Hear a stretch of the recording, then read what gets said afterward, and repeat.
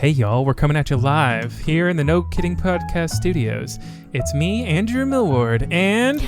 me, Lisa Millward. We've got a lot of news for you. You know why? Why? Because it was my birthday and everything's about me. So, I had a great birthday. Thank you, Lisa. Thank you, all my fans. What? You set up like a whole scavenger hunt for me. That was pretty Oh cool, my man. gosh, I actually totally forgot about that. I was like, What do you mean? It was just yesterday. I thought you were being facetious. And I was like, oh, I mean. You're like, yeah, I put on your whole birthday for you. Yeah. I don't know. No, seriously. How I forgot. But yeah, I did actually post about that on the Instagram site because See? I don't know, I thought the listener fan would want to see kind of a highlight of that. But I feel like it was so long ago, but I guess it wasn't. It was just a couple, like it was actually like last week or the week before. I don't know. Yeah, not too long ago. It's still fresh in my mind, Lisa. Okay? I'm so glad. I'm glad. It took a lot of planning, a lot of forethought, a lot of people coming together to make it happen. It was so cool.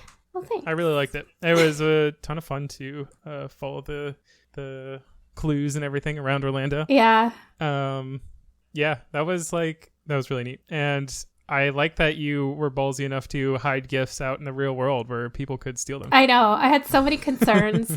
To be honest, I was kind of joking before because I had that thought kind of last minute and I was like, what could I do for him that would be cool? And then I was like, you know what? I've been wanting to do this for a while. And I feel like this is a perfect opportunity. So, because I love scavenger hunts. And so I was like, I'm going to do it. It was probably like, I don't know, like 4 or 5 days beforehand. And then I was like, but what can I do? And then I kind of just threw it all together as fast as possible. And then as you were reading the clues and stuff, like I did the clues like the night before at like 2 a.m. So I was like, You're like rubbing your eyes. You're like, I don't know. I was like, I hope this makes sense in the morning because right now it sounds amazing. How did you wait? That's interesting. You didn't do any scouting or anything? No, I didn't. Because there was some very specific things about like one of them was in a newspaper stand. How did you know that newspaper stand was in front of that building? I didn't know. Like actually, so for that one, my plan was to go inside and hand it to the person working there, and then you'd have to go in and ask them for it. Oh, yeah. But by the time we changed the time zone when we were going to hang out, so it ended up that the place was closed. So I was like, oh, throwing a wrench in your plans. Yeah, what am I going to do? And then I was like, well, I'll just go and see what's around there. And so it was actually our older brother Tim's idea when he saw it. He's like, oh, you should put it in there. And I was like, that's a great idea. So it was actually his idea. I won't steal it from him. And it was perfect because I was like, I don't want to just leave it out in front of the place because it's exposed and it could easily get stolen or something. And those were a lot of the concerns. It was supposed to rain that night. So I was like, oh, it's going to rain. And then it was like, oh, it could get stolen. Or there was another concern like, I don't remember, like maybe you couldn't find it and then we lost it. I don't know. Just yeah, like all the GPS coordinates and stuff on the back yeah. where it like described exactly where it was. I just wanted to be sure you could find it. You're like, don't peel this back unless you've given up. Yeah, that's true. And you're a loser. Yeah, I was like, I want to make sure in case you can't figure out the riddle. And I didn't know if we would be together or if you were just going to do it on your own. I didn't really know how it would play out. So I wanted to cover all the bases. Yeah. Very nice. Well, thank you. I'm just disappointed that you weren't ballsy enough to leave however many $100 vacuum laying outside. Yeah, that was another thing. I wanted to be like pretty, cheap things that were out there because I was like, if something happens to it, it's not going to be the end of the world. So yeah. But thank you for the Roomba. That was so cool. It's cleaning my bedroom. Well, not right now, but today. That was the final gift you went like at the very end. So it was so cool. Yeah. I love that kind of stuff. Anything that will do work for me so I don't have to. Like go on a scavenger hunt for your presents. Hey, it's worth it if I never have to clean my floors again. Oh, okay. So it was like, I loved it, but it was a lot of work just for you could have just handed them to me. Hand me gifts. No, it's cool because I got a bunch of gifts. See, it forces you to get me more gifts than you normally would have. See, so. That's true. I like this concept. I think like the thought process. Not the scariest one, but the one I was the most worried about was hiding one of them. I hid at a juvenile detention center. And I was like, well, nearby. Yeah, I was like on property, but it was in like an abandoned area.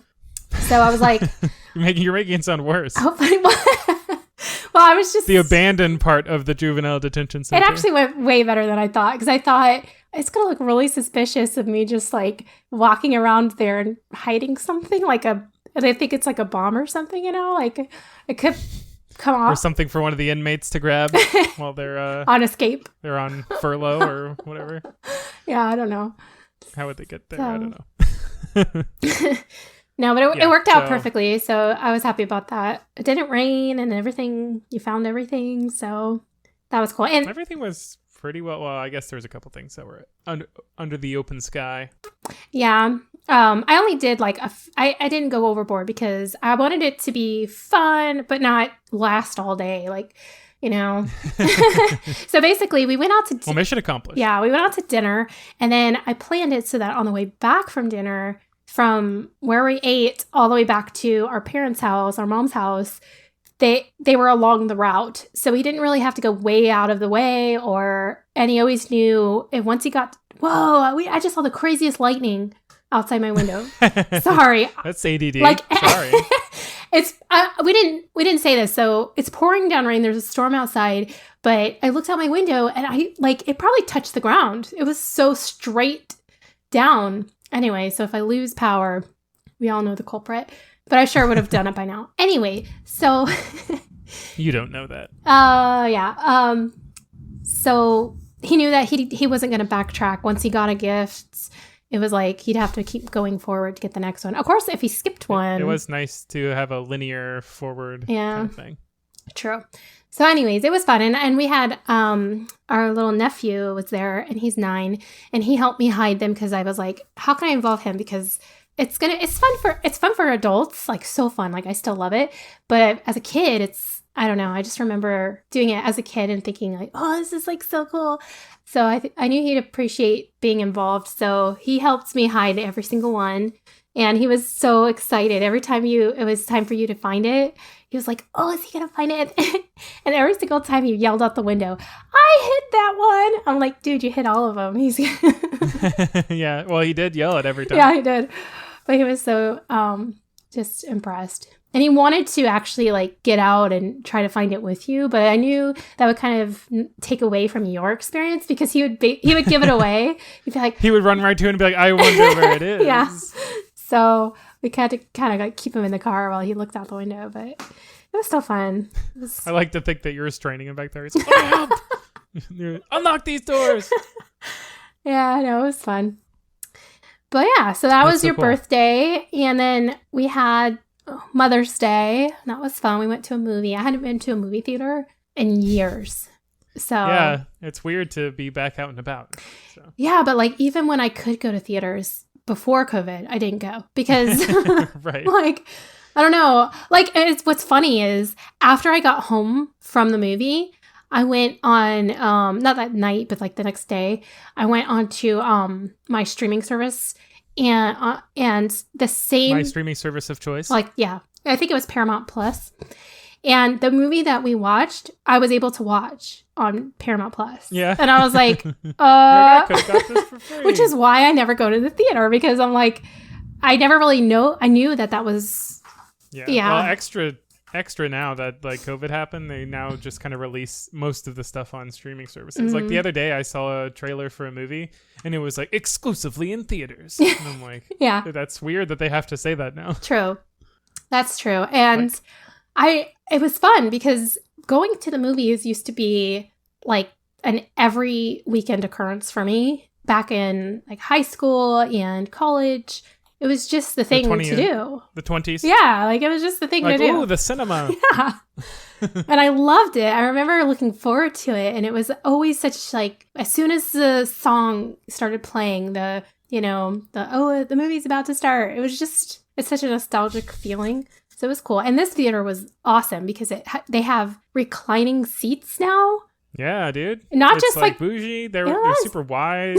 They have like a little large area for you to set down like food and stuff. Yeah, it was fun. You got tons of leg room. It's awesome. Yeah, I will say, like, I got a quote unquote soft pretzel, which was the quote unquote the hardest piece of bread I've ever eaten in my life. My God, it was horrible, but it was. That's sad. I know, it was a disappointment, but the overall. How can you mess up a pretzel? I know, but the overall experience was really good. So, I mean, for me, I can't say as much for for me. For Mom. She was struggling quite a bit. I felt bad, but why is that? Well, I think it was. She wouldn't tell me. She just like the lights were. She kept saying like the lights were too. It was too much action and lights going on and off, and then the sound was so loud. And I just looked over, and every time I looked over, she either had her ears plugged or her eyes covered. I was like, oh no. It's one or the other. She can't do both at the same time. Yeah, but I mean, she clearly enjoyed being with us and doing an activity, and it was fun. But I think it was just a lot for her because I mean, she hasn't done anything. She said she wanted to go out, so yeah. Yeah, no, and I'm sure she had something other than food. We always just go get something to eat whenever we hang out, so yeah, something a little different. I mean, I had the best time, so that's what's important. So, Happy Mother's Day. Yeah. No, but she had fun. She told me afterwards. She's like, no, it was fun. There was a couple scenes where it was just really a lot of action. It was too much for my senses. And I was like, okay. Sensory overload. Yeah. Which I can understand if you're not used to being that close to a movie screen, that big, forever. I mean, she probably hasn't gone to the movie theater in a decade. So, since the 20s. No. I like that when Mom watches movies at home, I notice I always think that the movie's buffering. I'm like, do you have connection problems? And then I realized it's not buffering. She pauses it every scene essentially, or every frame to get the next set of subtitles, and she basically reads the movie. Oh no, that's kind of takes away. Oh, does she mean she pauses and then she reads the subtitles and then she plays and then she pauses? Oh, did the subtitles go too fast or something? Or she can't read and then watch the show at the same time, I guess. Yeah, maybe she wants to see the screen and then also read the subtitles. Speaking of subtitles. That's a peculiar way to watch movies. For sure. Yeah, I mean, for me, it would take away...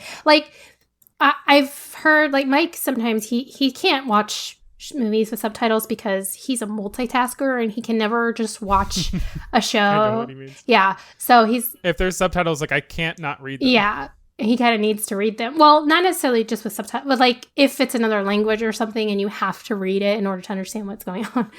Yeah, that kind of stuff. But yeah, I hate also when it spoils stuff. Oh, a lot of times it'll be like gunshot, and then the person will open the door and get shot. And I'm like, well, I knew that was coming. Yeah, you're right. That's true. But anyway, speaking of subtitles, have you seen Tom Scott's new YouTube video that came out? No, I like him though. Yeah. What's it about? So it's about flying with geese, and you've seen those sort of. Is this an Icarus story? No.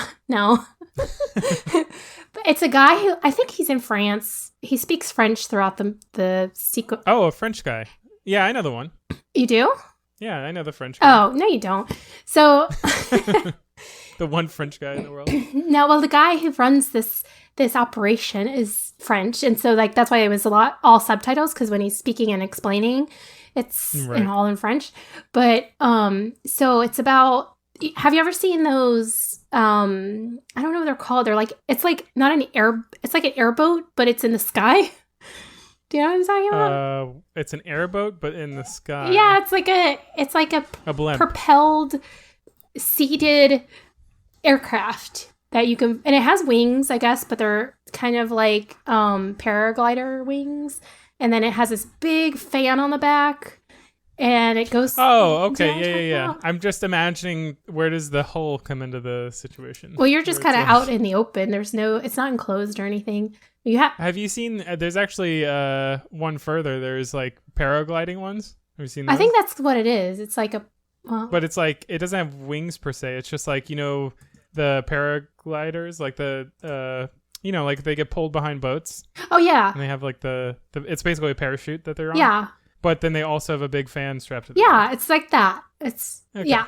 So anyway, so it's a 2-person one. So he takes a tourist or whoever, in this case Tom Scott went up, and they fly, and the second they take off, he has all these geese that he has rescued or he's nurturing and everything. He's like a geese farm, and they take off, they run next to you and take off with you, and then they fly with you the whole time. That's the experience. Oh my gosh. And you can reach out, and sometimes you can touch them. They get close enough to touch, and they just fly with you, and they fly the whole way, and then they come back with you and land with you. And it's like crazy, but it seems so interesting to me because... Whoa, that's so cool. Yeah, and he does the tours to help raise money for his farm. Like he's taking care of these endangered geese, or I don't know if they're endangered, but I think so, because he was saying how he has to rescue them and take care of them and help them to survive and all these things. So it's for a good cause and everything, but it was very interesting. It looked like a lot of fun, and I said, if I was in France, that's what I would do that. Like that's just the thing that all French people that's the French thing to do. That's what happens in France. Yeah. I feel like Canada would be a good place for that, which is like our France. Maybe they'll start one in Canada. That's true. And that's another thing is like, because the geese imprint on the man, because he becomes their parent, so to speak, he takes them on their migration, because otherwise they wouldn't go. They're like, come on, you're part of the pack. Yeah. You're part of the squad, the flock. It's kind of interesting. Can't be lost. Yeah. But, well, you know what they say, birds of a feather. Exactly. They do. That is cool. It's a kind of an Icarus story if you think about it. Well, true. I guess so. But not directly. Indirectly. I saw a YouTube video recently that I found pretty interesting. What? And it went into the idea of CFF, which is, I just looked it up because I couldn't remember. Critical flicker fusion frequency, which is actually 3 Fs, but flicker fusion has a hyphen in it, so I'm going to guess that's one word. Interesting. But it was really fascinating because what it was essentially is I'll just read it here. It says, this is from rethinkpriorities.org. CFF is a measure of visual system's ability to resolve rapid stimulus change and is defined as the maximum temporal frequency at which light can flicker before being perceived as continuous. So essentially, you know how like TV screens and LED lights are actually flickering all the time, but they're flickering so fast that we can't tell. Oh, really? I didn't know that, but that's very interesting. Yeah. Can that really affect your brainwaves? If they can be perceived. So you might have actually noticed them sometimes. Like if you're in some office buildings and stuff, sometimes the flicker rate is too low, and you'll actually start to get like this kind of like weird effect where you feel like your hands are moving in slow motion. Like, you know, you've been in a strobe light before where things look like they're in slow motion for some reason. But I would think that would mean that the light's dying. Like there's some... Yeah, I mean, something's wrong with the light if that's happening. It shouldn't. Like if a light's well designed, it should obviously do that, or else it would be like kind of... Yeah, it would mess with your head a little. But the cool thing about that is that a lot of scientists think that it goes into... it's not as conclusive as he makes it sound like in the video that I saw on YouTube. But he does a really interesting breakdown of different animals' CFF. And essentially, scientists believe that this is linked to how animals perceive time. So you can actually think of it as like things that have a higher CFF can actually render, or they can at least interpret the world at a faster rate than like other animals. Oh. So you can essentially think that like things are in slow-mo for them, right? Oh. So it's like he did an interesting thing where he started off just I guess the idea of the video was to show what the world was like from different animals' perspectives. Mm-hmm. So it was like a color-based thing. Like he was like you've often seen like those things where people will say, oh, okay, here's a image like you would see it, and then here's an image like a dog would see it, and then it has like the kind of like sepia tone, like, you know, the colors are different and it's kind of washed out a little bit, and that's why they often say like dogs are colorblind. Thing. Well, yeah, so he was kind of doing that, and he was like basically taking a video camera and he was like strapping it to his dog, and then he was playing back the footage, but then he was messing with the colors so that the colors looked like it was like from their vantage point, it was with their color palette, and then he also like dilated the time to match their CFF. Huh. So it was super interesting to see, like, dogs have a slightly higher CFF, so the world is kind of in slow-mo for them. Cats also do, but it was so interesting to see some of the things that like did and didn't. Like ducks have a really high one, so he was saying like ducks perceive time as being like really slow. But like you'd think like a cat and like cats and mice, like those are pretty quick animals. They actually have like not such a, they don't really have such a high one. Like the cats are a little fast, or like can perceive time a little slower than humans. Okay. And humans actually can perceive times a little slower than like rats. So it's kind of interesting to think that like some of the animals don't. But a squirrel, for example, time goes like super slow for a squirrel. Like they're like really high on CFF. Really? So it's super like weird to think about like how that affects different animals and how they react. Yeah. I guess like cats are a little more reflexive and stuff, so maybe they don't necessarily need such a high so like CFF to be as agile as they are. Yeah. I wonder, well, I was gonna say I wonder what a sloth would be. How bad would it be? What the torment it would be if a sloth like had super slow or super high CFF, so the whole world was in slow-mo for them and they had to move in slow-mo. Right. Yeah. So it'd be like the world doesn't even happen to them. Well, they're just like in a couple of years they'll be of like our time, they'll be on the other side of the branch. Right. They are so freaking adorable, though. I've been watching several videos of sloths lately. Like, baby sloths are the cutest thing.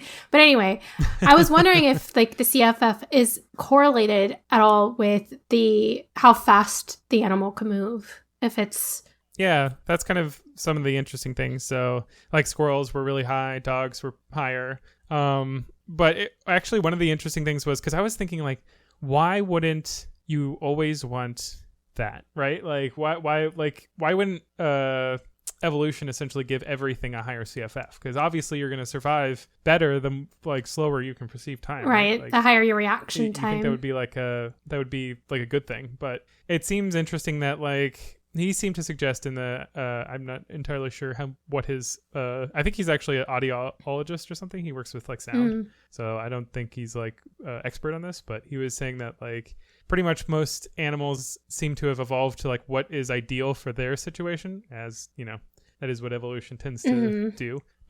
So it seems like there is some downsides to perceiving time ultra slow. Like one of them is a pretty fast moving animal is a housefly, has like a crazy high CFF. Like they can perceive time so slowly. Yeah. And you think like, okay, that's why they're so hard to catch and stuff, right? And like that's obviously like a huge advantage. It's actually interesting that there's this phenomenon, people have like made videos of them and stuff, and he demonstrated it in the video, where you can move your hands very slowly over a housefly and catch it. Oh, so it's like hypnotizing them.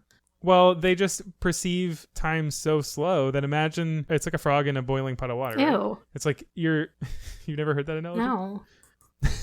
If you put a frog in a boiling pot of water, they jump out immediately. But if you put a frog in a normal pot of water and then you boil it, you can actually boil them alive because they won't notice the change in temperature. Oh, that's a horrible thing to do. Yeah, it's horrible. But it is a common analogy of like using like slow, like thin into the wedge kind of mentality to slowly like trap something or do something to somebody without them realizing it. People like bring it up a lot in like the political ideas. I wonder how they're able to figure all that out.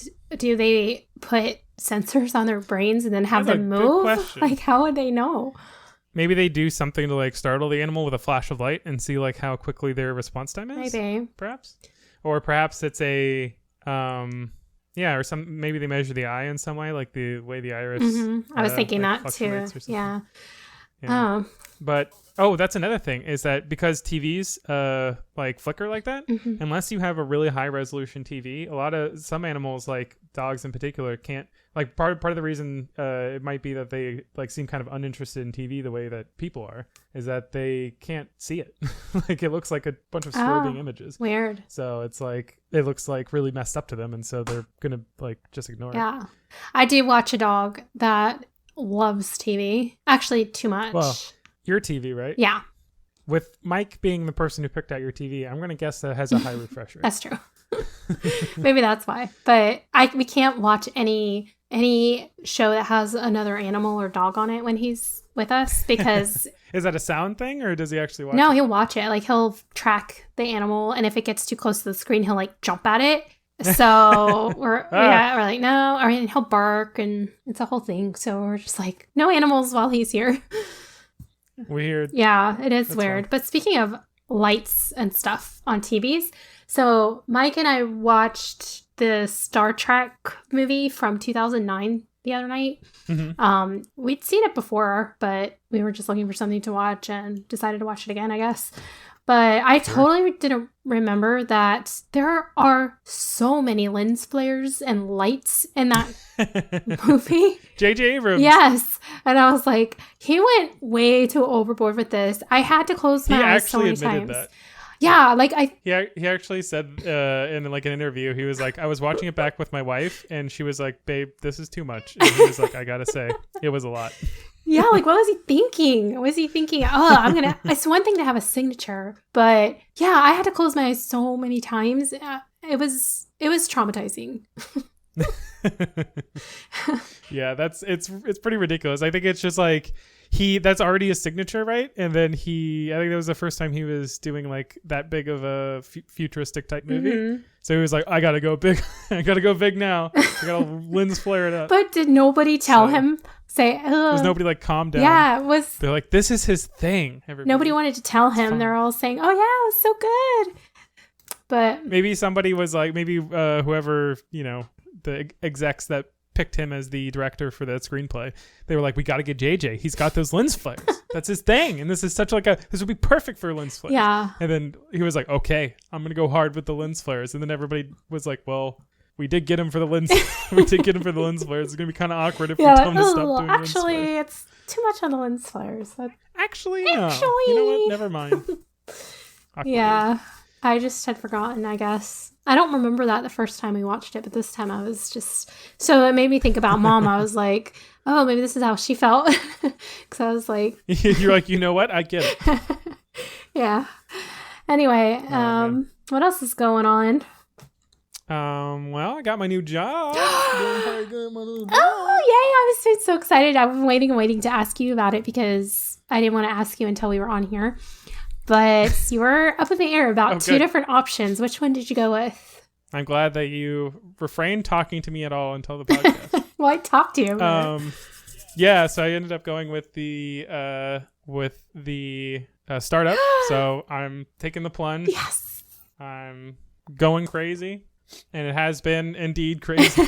They do like so much stuff so differently than like anything I'd done, but I knew that going into it. Yeah. So it's interesting. It's just it's crazy to get like bombarded. It's like just showered with a bunch of nebulous ideas that are like, these are all connected, but you don't know how yet. Oh. So it's kind of wild. I actually had my first one-on-one with my boss where he's like, so it's been about a month now. Like, how are you feeling? Like, how are things? And yeah, I was pretty much like, I feel like when I started, I was like new. There was like nothing in my head about what to do here. Now I have a bunch of points floating in space that are just kind of there. And the next step is to actually like draw the lines and connect all the dots. Like, so create that web of knowledge. So yeah, it's kind of where I'm at. It's just like, I know about a lot of words that people say a lot and kind of like little encapsulated ideas, but I just don't know how it all kind of like meshes together to make the product that they have. Yeah. So it's interesting. It is fun to work with like cloud-based stuff. Like everything is works on like AWS and like kind of other cloud stuff, and working with like microservices written in Python. It's like a really interesting tech stack. So I like learning new things. So it's been fun. Yeah, I was thinking that. I was like, it's kind of like, I don't know. Like, I was so happy when you said that because that was kind of what I was rooting for. But it's very investigative and also educational. So I was thinking like it's kind of the best time, not necessarily the best thing, but like the best time if you're going to do it now while you're still shortly out of that whole era of learning from school and stuff like that. I mean, it wasn't that long ago. So you still have those skills in place where you can use, those those, I'll call them study skills or whatever, to help you sort of navigate that, because if sponge up. It's harder to navigate that if you're like way removed from that and stuck in your own ways and like learn the same thing for so long that it's harder to pick up something new. So I'll say I would say today I am better at learning than I was when I was in college. So that's good. Like, I think I've made strides since then a lot more, because I feel like I just kind of relied on my natural, when you're a kid and you just kind of make it through things like high school and stuff, because you're just like, if I need to learn math, I'll wait till the test and then I'll just cram it all in my head like the night before, and then it'll stick. It's fun. And then like as an adult, that doesn't really work, especially when, you sometimes don't get 24 hours notice to know a whole topic. So, and then your adult brain just turns to like clay and you can't suck up that stuff anymore. So I think I'm actually like a technically better studier now. The thing was, though, you're right. I mean, the part of the reason I made the change at all, because I was super happy with my old job, was just because I would have eventually, like you said, become like really stuck in my ways and gotten used to their type of like methodologies and stuff, which is fine. I mean, they had good like stuff set up, but technology is a very amorphous and sprawling place. So to stay in one place for too long can kind of spell your doom. I mean, I know a lot of people that in the like technology workspace that just kind of like get one job and they just stay there forever. And then like if you can maintain that, it's fine. But if at any point you now have to find like a new job, like that company goes under, or like whatever, they start like being an awful company and you don't want to be there anymore. Or the company itself restructures what it is that they need from a technological standpoint, and now you're like, well, we don't need you anymore because this is what you know. We need somebody that knows this or whatever. Right. Yep. Exactly. And then you are kind of like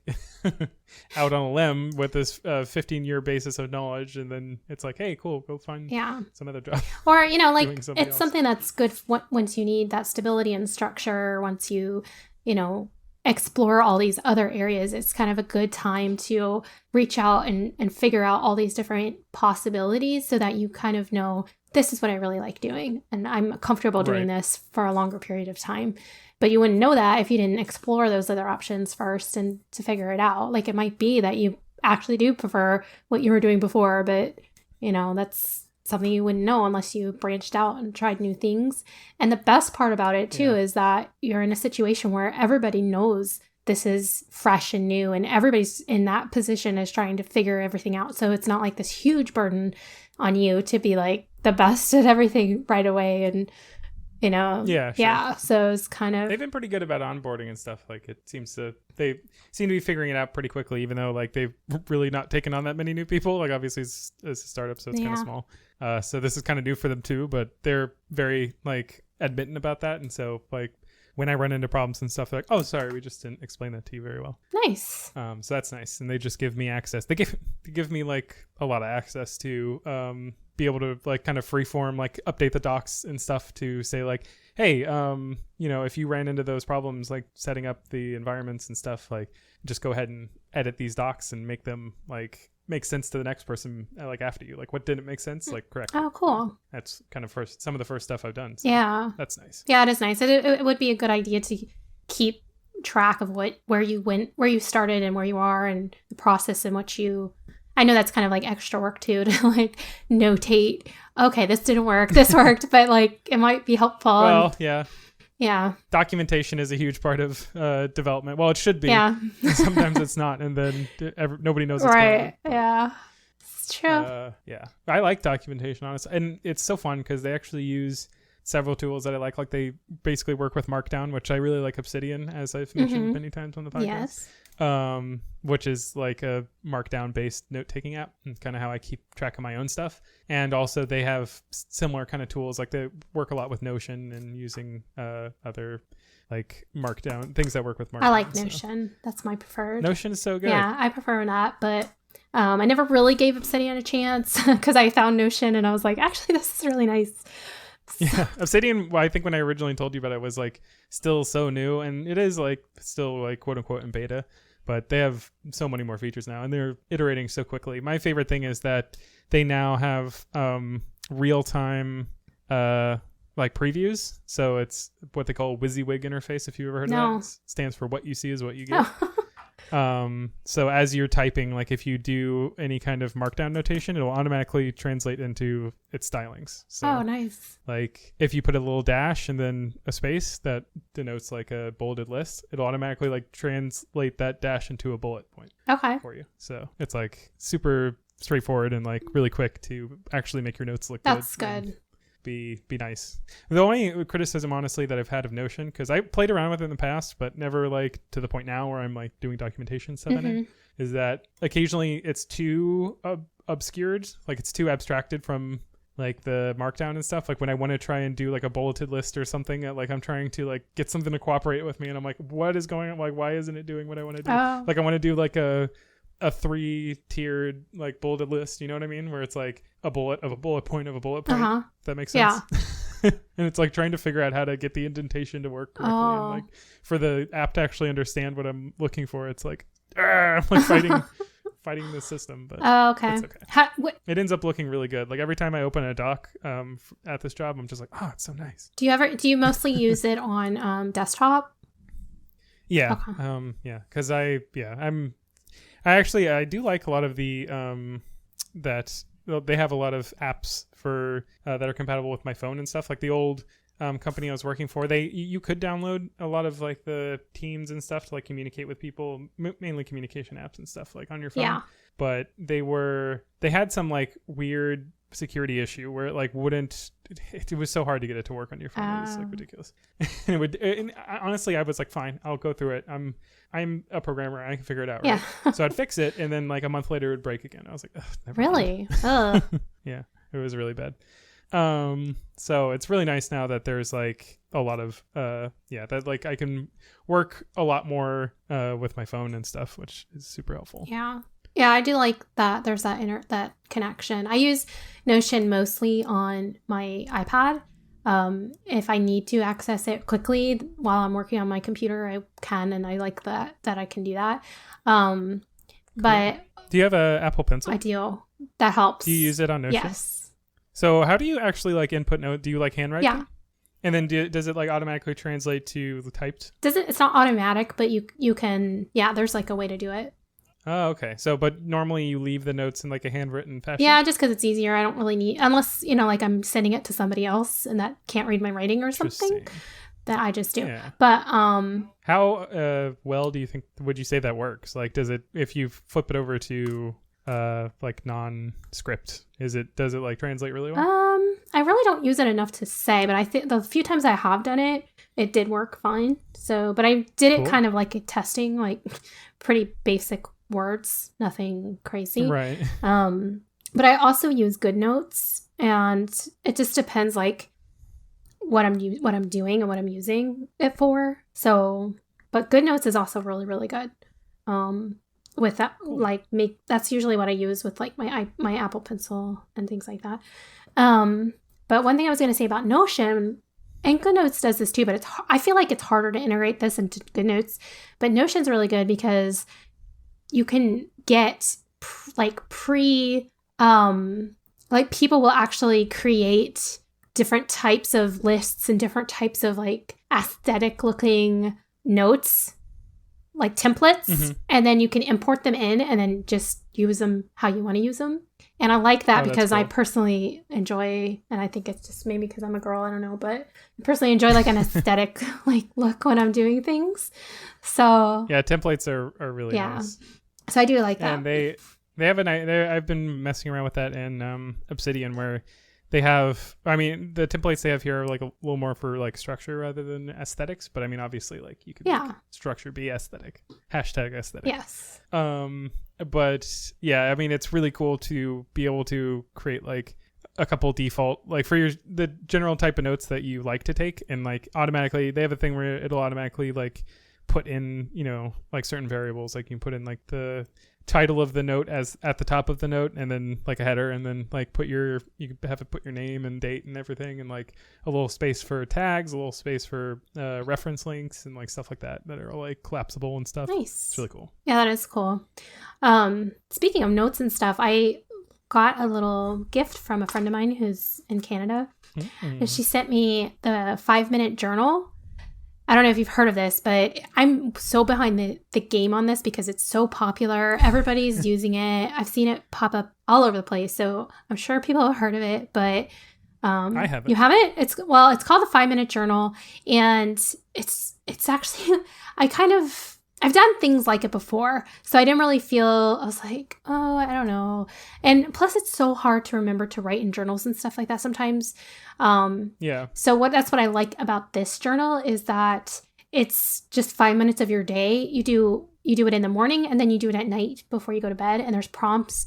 And it's... Well, that's 10 minutes. Well, no... Or are they each 2.5 minutes? I think it's supposed to be combined 5 minutes of your time. So it's just like quick little like things that you write. So in the morning, you typically write 3 things that will make your day good. It's kind of like starting off your day on a positive note, things you can control, whatever.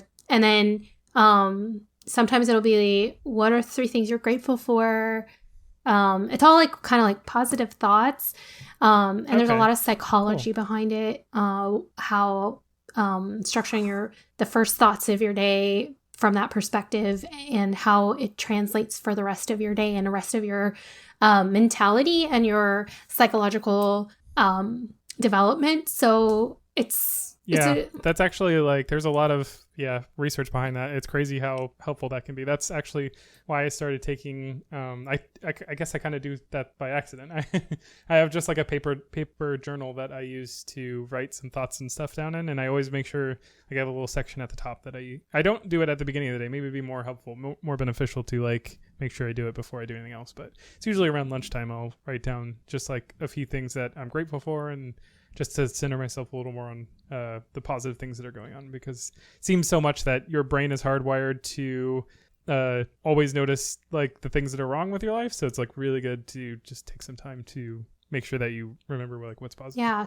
totally. I think because we're a problem-solving species and we're critical thinkers, and so we automatically say, oh, what's wrong? How can we fix it? But just they've shown just from a developmental standpoint, as far as your mood too, and just how your day today will go. They in the beginning of the journal, it actually has this part that has a lot of breakdowns of different studies they've done, not the people who created the journal, but that they've researched and found where they've implemented similar structures in different businesses and different people, different students and things like that. And they've shown that, like the students that did these things had drastically more positive outcomes than the people who didn't. Like, even if, so one of the studies, which I kind of think, so they kind of implied that it was purely mental, but I think the mental aspect created better habits in these people. But so basically what happened in this study was there were 2 different hotels, and they implemented the strategies in it was like the maid service, the people that work and clean and take care of the hotel, all those employees. And the only thing they basically were telling them was how many calories they burned during the day, how each activity that they did, like vacuuming or whatever, how that was equal to a similar quote unquote workout activity. And things like that. Like, they would talk about like how healthy their job was and how it was benefiting them physically and all of that. And then the other perspective reframing. Right. Yeah. And so the other group, they didn't tell them anything. And the group that they did tell all of that information to, they said neither one of them did anything differently. Like, it was the exact same work, the exact same hours, everything like that. But the group that they told that to collectively lost a lot of weight and like were healthier than the other group. And they were like, it's all like, just because their mind was reframed to think that they were being healthier and losing weight and throughout the day. But I mean, I'm sure they did other things outside of work. Right. It's kind of like, I feel like when people say that kind of stuff, it's like, yes, it was the mental that did it, I guess. Yeah. Because the mental was there, like there was physical ramifications. Like, right. A person is like, psychologically, again, like people will often eat better and stuff when they exercise naturally, because they start to think themselves as like a healthier person. Yeah, right. So it's triggering that kind of mentality where it's like, oh, well, I worked out today, so like I should have like a smoothie in the morning or something like that. Like they're starting to think like, hey, I could actually get healthy if I like keep this up. Yeah, that's what I was thinking. I was thinking, if they're being told that they're doing so well, being so healthy at work, they're not going to want to go home and screw that all up by eating crap and being lazy. So yeah, a lot of people think that because a lot of times people will kind of reward themselves after working out or whatever, and certainly you can get into a habit of self-sabotage doing that too. But generally, people, even if they like treat themselves every now and then, they are more satisfied by those kind of like quote unquote cheats, that they actually end up being healthier in the long run, even if they're quote unquote cheating in between their workouts, because they still have that mentality of like, but I'm being healthy. Yeah. Instead of just like kind of a like broad every day, they're just kind of like, whatever, I'll get a cheeseburger, I'll drink a Coke. Like, I'll get healthy later at some other point. Like once it gets bad, I'll really buckle down and I'll start working out or whatever, you know? So. Yeah. However, I will say that we did some research and studies through school, being like working with physical therapy and occupational therapy that I do, that there is evidence to show that there are improvements in patients who go through a stroke or have some kind of neurological disorder where they cannot move their body, or there's some ailment in their physical development. And the patients who went through like a visualization or mental thought process of improving, developing, and moving those areas of their body had a greater increase in their healing and development in that area. So like they did show more improvement than patients who did not think that. But again, that is like just positive thinking, believing that you can move that hand again, or think it. Yeah. Right. And the ramifications of that mental attitude. Right. Yeah. But they were showing that if they thought, I'm going to move my finger, and they can't move it, but they're thinking that they can move it. They showed that there was the faster neurological repair in that area of the brain, and that area of the brain was triggered. Whereas, so it was like they're... Yeah, I guess like while they're watching it, they're probably also subconsciously like trying to do it. It was very fascinating. But the moral of the story, I think, for both instances was that just having a positive mindset can really alter the reality of your reality. And people think like it's I feel like that's really like a powerful topic, because I think people tend to think of like when in psychology they sort of talk about positive thinking, I think people sort of imagine it as like a woo-woo thing where it's like, just imagine your life better and it will be.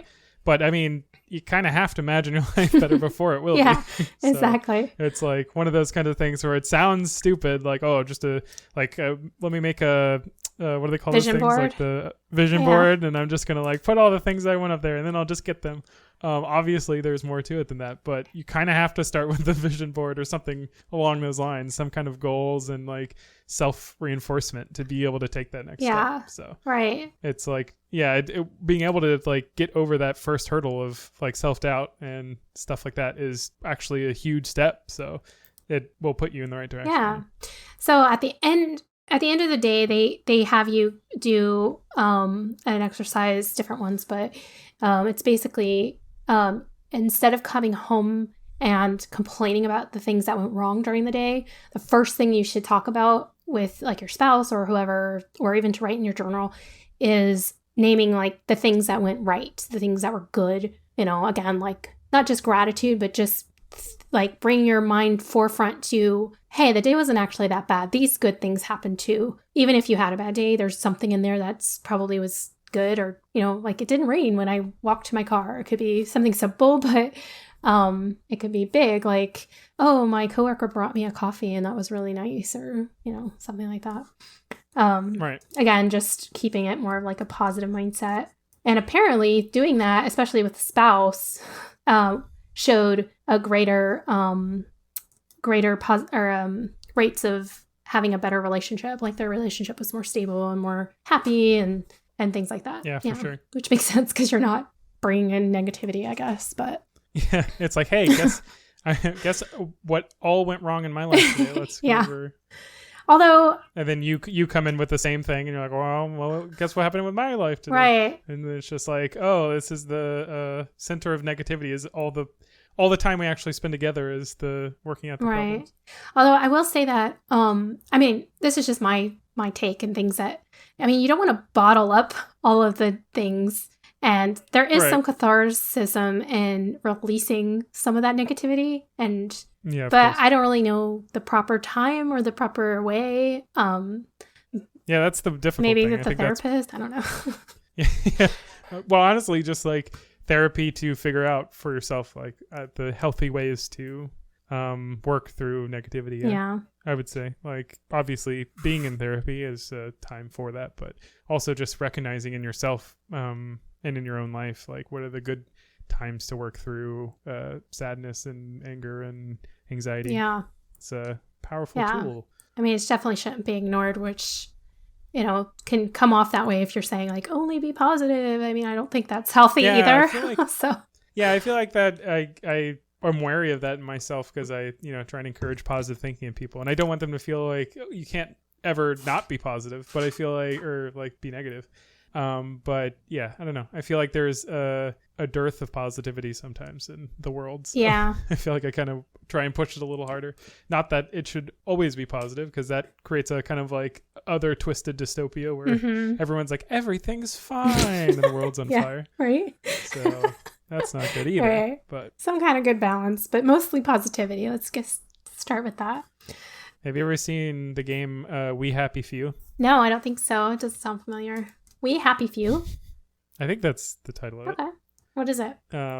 Yeah, I think it kind of explores dystopia, and there's this pill that's called joy. You're supposed to take it and you feel happy and then like everything is great, but it's really like this dystopian world that's all kind of like built on the bones of chaos and madness and stuff. Okay.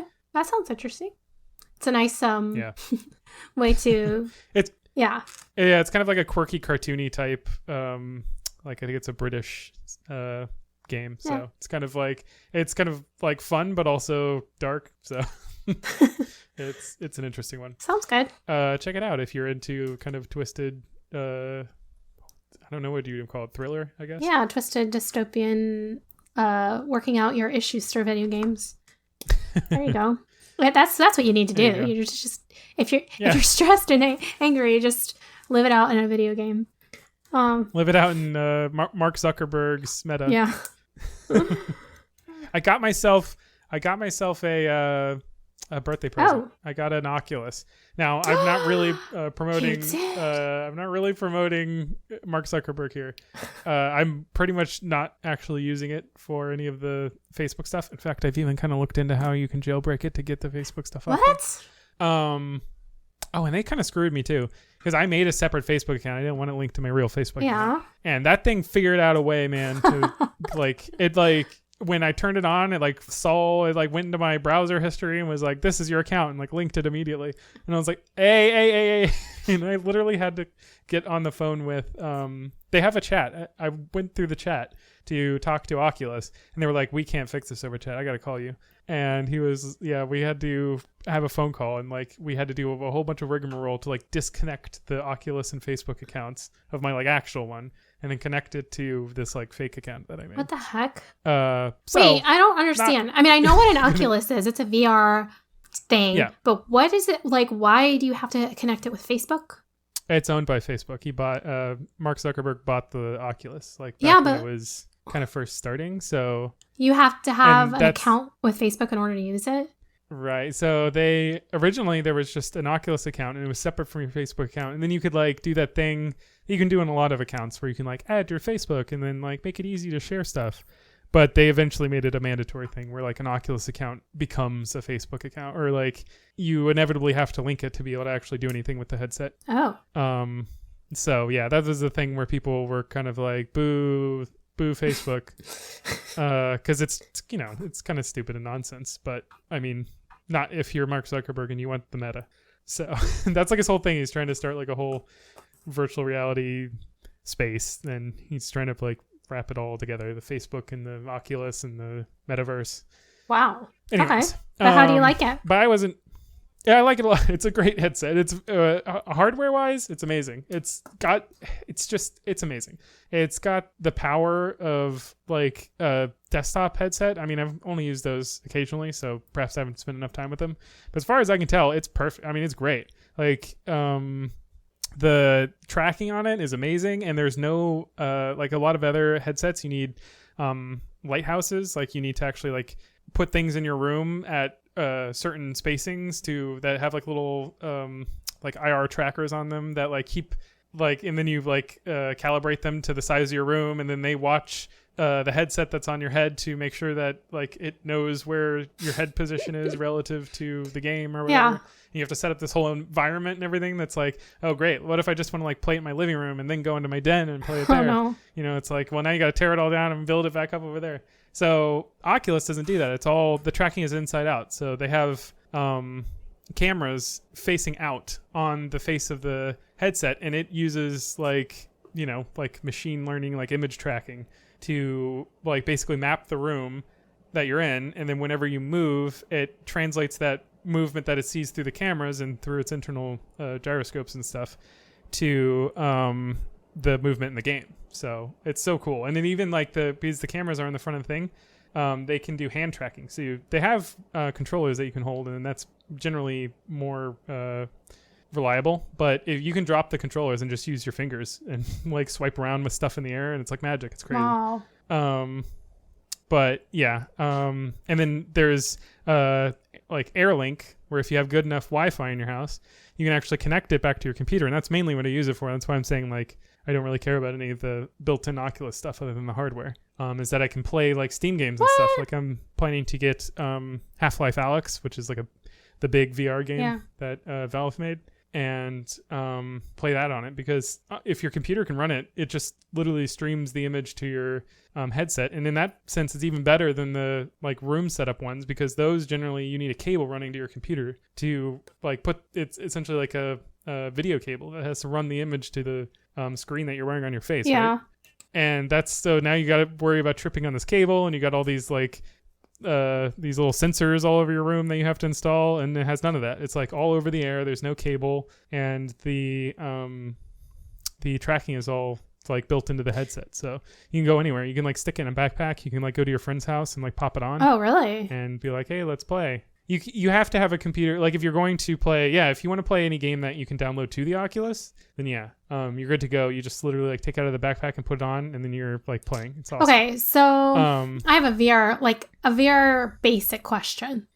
So you're saying, so with the one other way, you have to map out your room and you have a cable, and so I'm assuming you're playing games where you're moving a lot and it's protecting you from running into things. Essentially. So like let's say you're playing a game where you have to walk somewhere. How do you know when to stop and turn and not, I don't know, like how not run into your wall? Yeah. Okay, so some of them do it a little differently. Oculus has actually a few options, all of which they're pretty cool. One of them is boundaries. So whenever you put on the headset, it detects you're in a new area that it doesn't recognize. It says draw some boundaries. And there's another super cool thing. When you put the headset on, it can automatically go into pass-through mode, because like I said, remember the cameras are all on the outside of it. It stitches all the views of the cameras together, and you can see as if the headset wasn't on. Oh. It's all black and white, so you don't get any color. So that's a little weird. Yeah. And it's a little grainy. But you can, like, I've been able to like walk out into my kitchen and like grab a bottle of water and stuff, and my wife is sitting there like, this is so like dystopian future. Like your eyes are in a box, and yet you're walking around like you can see just fine. And I'm like, I know, it's weird. Yeah. But like I could totally just like you get so used to it. Okay. I'm like, oh yeah, I could totally just like walk around with this. It's a little annoying because I hate this. It would be so perfect if they didn't do this, but they do have a little annoying thing where when you walk out of, it's like a safety feature, I guess. Whenever you walk out of your like boundary that it knows like where you are, a little pop-up comes up and it says like, hey, go back to your boundary. And then I'm like, get that out of my face. Like I'm trying to walk around, there's this pop-up, and how dangerous. Yeah, well, it's trying to like get you to stop doing I that, know. like go back to the safe zone. But yeah, then when you go into the safe zone, it basically puts a 3D box around you. So like you literally draw on the ground like where the safe zone is, like with a little like laser pointer it gives you in VR. Yeah. And you draw like with a little laser pointer and you sketch out like a square on the ground. And then it basically puts a 3D mesh around that box. So then it looks like you're in like a 3D box. Yeah. And when you go into a VR realm, all of that mesh like melts away and it becomes the VR realm until you get too close to one of the walls. So if you get a little the closer you get to one of the walls, the mesh starts to come back into your vision. So it's essentially like you can start to see the wall again that you're like walking up, if it's an actual wall in the real world. But it starts to show you the boundary, and it actually starts to turn red once you get too close if you're actually about to like pass through. So let me ask, okay, so this is a continuation of my question. So let's say you're playing a game where you have to walk, and you have to walk a while. Obviously, you're going to bump into something if you're actually walking. So is the point of the VR that you actually walk, or that you stand still and just motion walking so that are you supposed to actually move? Right. So this is another thing about VR. Obviously, that's a huge limitation. You can't just like, that's stopping you from kind of being in any kind of reality, right? Yeah. Like in the reality, say where you're playing soccer in a huge field, you know, and you're running around and kicking the ball or whatever. Obviously, you can't run around when you're in like a, say, 9 foot by 9 foot room. You're going to run into a wall. So different games, essentially the headset leaves it up to the game developers. So the different games will have different methods of taking care of this. But the popular ones are the really straightforward controllers you're holding in your hand. They have a thumbstick on them. So you can push the thumbstick in a direction and your character essentially will start to move in that direction, like run in that direction. And then you're just kind of like on the head and the character's moving by itself. So like a normal... The thing with this is it's really disorienting, actually. Like if that ever happens, like the first time I tried that, I like almost... Yeah, I was going to say, like, wouldn't you get so motion sick from that? I would. Yeah, there's some people that can't handle it. A lot of these methods I'm going to describe to you. This one in particular, I think is the worst one at first. For me, I was able to get used to it pretty quickly. I still get like a little tinge of motion sickness when I like first start doing it again after a while of being out of VR. But it subside pretty quickly. Like I can get used to it pretty easily. Wow. The second method, and probably the least jarring and the one that they've kind of developed to be the most friendly to like say people that are more motion sick, is you press the thumbstick and what comes out of like a little arc will come out of your hand, like kind of like a laser pointer, and you point to where you want to go. Mm-hmm. And then when you release, you just teleport there. So you essentially just like flash and then you're in this new location. And then so it doesn't really feel like you're being moved. It like the other version makes you feel like you're almost like on a cart and someone is like dragging you, and that gives you a weird feeling because your body naturally wants to like lean back to like even out the force. Like you think you're gonna fall over for a second because like, you know, somebody's pulling a cart from under you. Like you're like, oh god, I gotta balance. But then obviously you're not actually moving, so that's where the like motion sickness comes in, because it's like I'm moving but I'm not. What's going on? But with the teleporting, that doesn't really happen. Okay. So I think that's mostly meant for people that are high motion sickness sort of thing. The other version that's kind of like a sweet spot that's a little better for people that get motion sick, a little better for people that are like kind of in between, you know, is you, like you said, you do kind of a running motion and you kind of pretend to jog in place and you will move forward like when you do that. Like the game can sense that you're doing that and it'll kind of like peter you forward like you're kind of jogging. Okay. And that kind of feels a little more like, okay, my body's doing something, like it's a little off because I don't feel like I'm really moving forward, but it's okay. And then the last method, I suppose, is not having you move anywhere. There's actually a few games that are specifically intended to be played in a very small space, like at a desk, for example, so you don't actually have to go anywhere. So that was my next question. If you're playing video games on a computer, are you sitting there at your computer, but you just have VR on? And if that's true, then how does that work if you're supposed to be sort of teleported into a alternate reality, but you're at a computer? And do you use your keyboard and mouse, or do you use the actual Oculus controllers for desktop? Yeah, so there's different options. Like you can use, there are some games that allow you to they're kind of intended to be played at a desk, and you can use your keyboard and mouse, or maybe even that's like the only way to do it. But most games, you actually get up and walk around and use the Oculus controllers themselves to do actions in the game. And then the third method, I guess, is you can actually, like I said, you can drop the controllers and the Oculus can track your fingers actually. And you can actually interact with the world just like you would as a human being, like being in the world. Like you can actually just like reach out and grab things, and it's pretty wild. There's not a lot of games that fully support that yet. So most of them use the controllers. Like I would say 90% of the games use the controllers, but it's honestly pretty fluid. Like you kind of forget that you're even holding controllers because they have like 2 triggers on them. So you're like the primary trigger controls usually your index fingers, and then the other trigger controls all of your other fingers. And you get so used to it and your brain almost forgets that you're holding controllers, and you just start like using them like hands. Like it's crazy. Like you can go around, you can like outstretch just your index finger and like press a button, or you can like reach out and grab a coffee cup. You can like grab a dart and pull it back, like cock it back with your hand, and then throw it at a dartboard and release it just the right time to like fling it into the dartboard, and it just starts to feel like really natural. Like you're just in a space and you're like interacting with it like you would as a human being in the real world. You know? Weird. How is it like? How does the audio work? Is there external audio, or is it within the actual VR piece? The Oculus has Bluetooth that you can connect to. It has an aux port that you can plug into if you have wired headphones. And it also actually has a pretty impressive set of speakers on it because it's a headset. So they actually have speakers that aim directly like towards your ears. So I found it really fascinating. I was like, wow, the volume's really good on these, even though they're ambient. Like they don't actually go into your ears at all. But then I realized that it wasn't even getting that loud. When I took off the headset and set it down, like I heard the audio and I'm like, oh, it's actually like really quiet. It's just that like when you put it on, it's like it aims it like directly at your ears. So it sounds super loud to you, but not really so much to everybody else. So that's super interesting. Cool.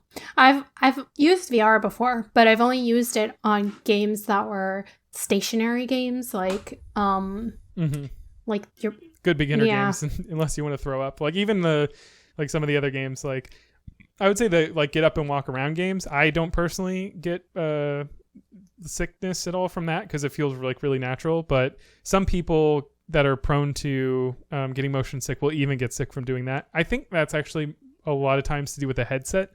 Again, we're going back to this CFF thing. Some headsets don't have that high of a refresh rate. And so it actually, I think that there has been speculation and as to whether that's why a lot of people react poorly to VR, because it doesn't seem to happen as much with headsets that have higher refresh rates. So. Oh, okay. Yeah, it's kind of weird, but I never really had a problem with motion sickness or anything like that growing up. I could do all the things, like go on boats, go on cars, go on like mountain roads. I could go on roller coasters and what have you. Mountain roads, take me home to the place I belong, West Virginia. Oh, God. Sorry, go on. Anywho. Yeah. But lately, I'd say within the last like 4 or 5 years, I have definitely become more sensitive to motion. And I don't know, like it all started with when they came out with those, what are they called? Simulation rides. So I started going to these simulation rides at like theme parks and stuff. And like a theme park, yeah. Yeah, like I cannot handle a simulation ride at all. Like it's mostly just the screen. And I guess because the screen's moving and I'm not moving, or I don't know, my brain does not like it. So I would get really motion sick from that. And then as the years progressed, I could still do roller coasters and stuff. And to be honest, I think I can still do roller coasters. But I have started getting really motion sick in cars if I'm not in the front, like if I'm in the back seat for some reason, like if I'm for long distances, especially on a mountain road. I don't know why, but it's starting to affect me a lot more. So, and actually, I just recently had gotten really sick from, not really sick, I didn't even vomit or anything, but I was like physically nauseous and the headache and the dizziness, when I went on a car ride for a trip. It was like a 10-hour, 12-hour ride. And, and I don't know like why, but and then it still affected me for days afterwards, where I would still get vertigo. And especially when I was watching TV, So I felt perfectly fine. But then when I'd sit down and watch TV, I'd start to get dizzy again. So I'm like, like I don't want to. TV? Yeah. And that's what I would notice. Well, because I was watching TV and I said, oh man, I'm still affected by this when I got sick. Like it's not leaving me. I don't know what's going on. But then I realized I was not really so bad when I wasn't watching TV. But then when I would sit down and watch TV, but so like our TV's kind of big. Like it's, I don't know. Mike's a TV guy, so he's got the big TV. And I don't know if it's kind of similar to a simulation because I'm sitting there but I've never had a problem before. It's just recently after I got sick and then I don't know. I think maybe my brain's still trying to regulate. And so the TV was maybe not helping. I don't know. But I just know that I'm worried about VR because of that. Like I'm thinking since the main source of my motion issues is simulations. Not really so much cars. I mean, like, it just so happened that we were in Tennessee, so it was like cars are a simulation. A mountain road. It was very windy. I was in the back seat. It was a classic. Yeah. Recipe for disaster. For disaster. So. Well, come over and try it sometime.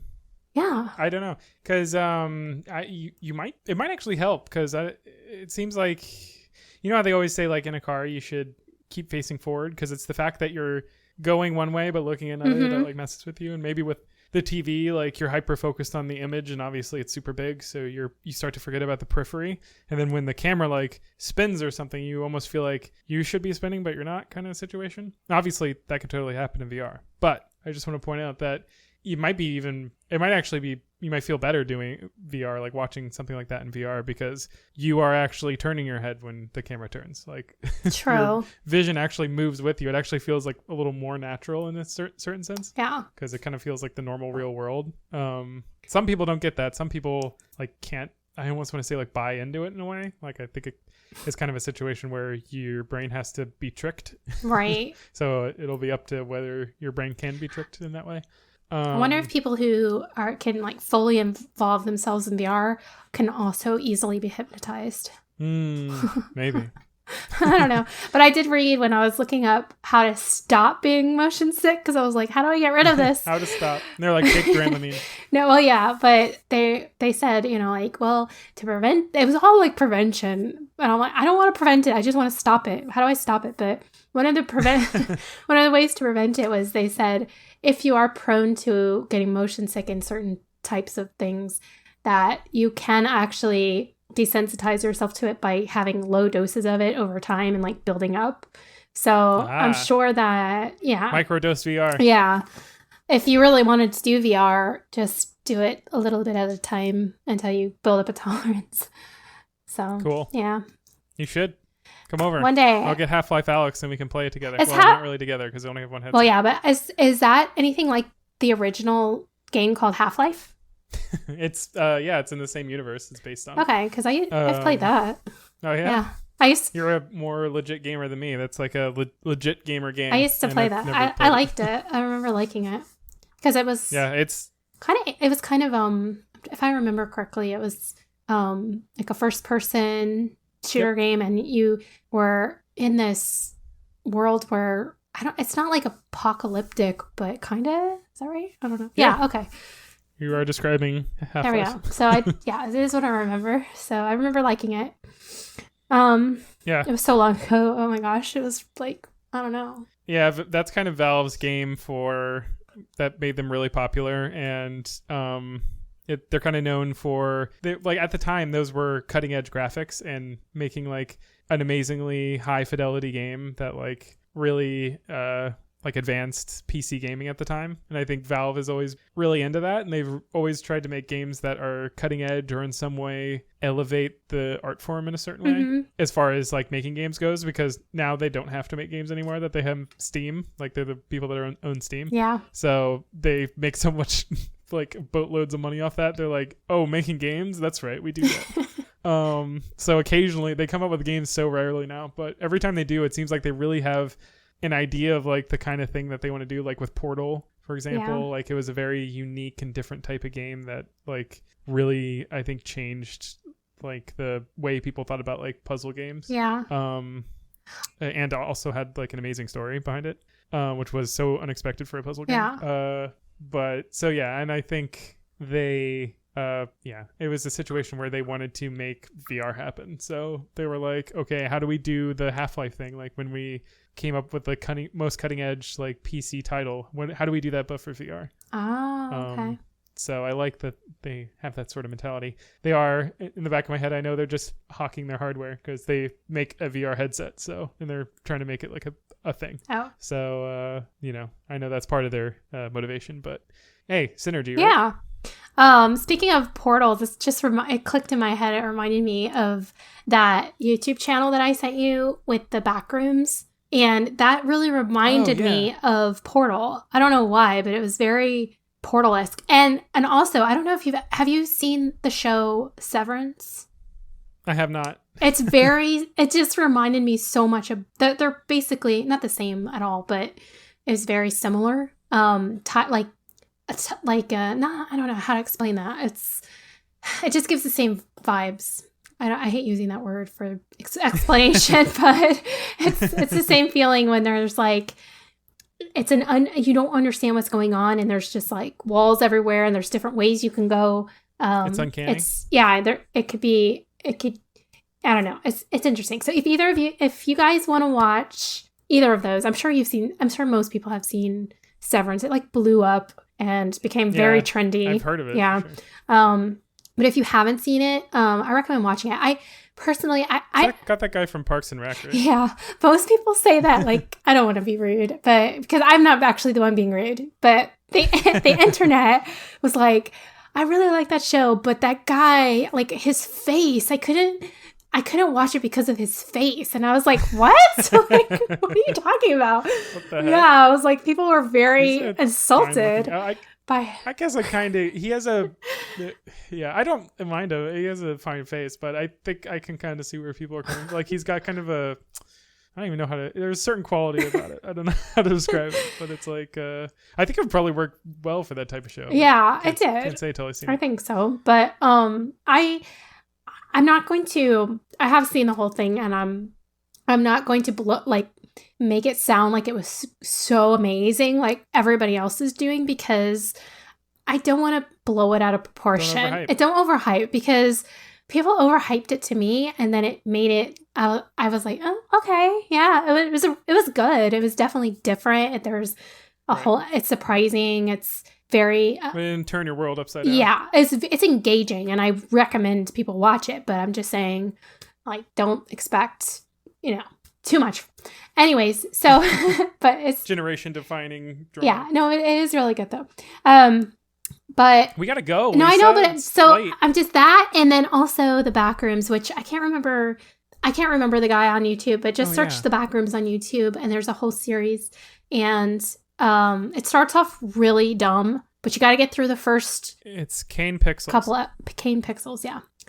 Backrooms. Get through the first couple videos, and then it starts to get interesting. So, okay, bye. It's a very interesting style. Yeah, I can recommend it as well. Cool. All right, peace out, guys. It's been too long. We gotta go. We gotta run. It's been nice. Yeah, I know you guys got all the time in the world, but we do not, because we can't actually pause this conversation and restart it when we're like you guys can. Right. So, yeah. So thanks for hanging out. It's been fun. Yeah. See, we'll talk about maybe Severance next time. Yay, bye. Bye. And when we're in the distance, you'll hear this whispered tune. So long, very well, big cheerio, we'll be back soon. You think I'll be able to watch all of Severance before the next episode? Oh, absolutely. You've got all the time in the world. Yeah? I think I just said bye, which is very contradictory, but... Now people don't know what to do. Now people are so lost. Somebody's at the end of that podcast going, But wait. I love you. Bye. Bye. Bye-bye.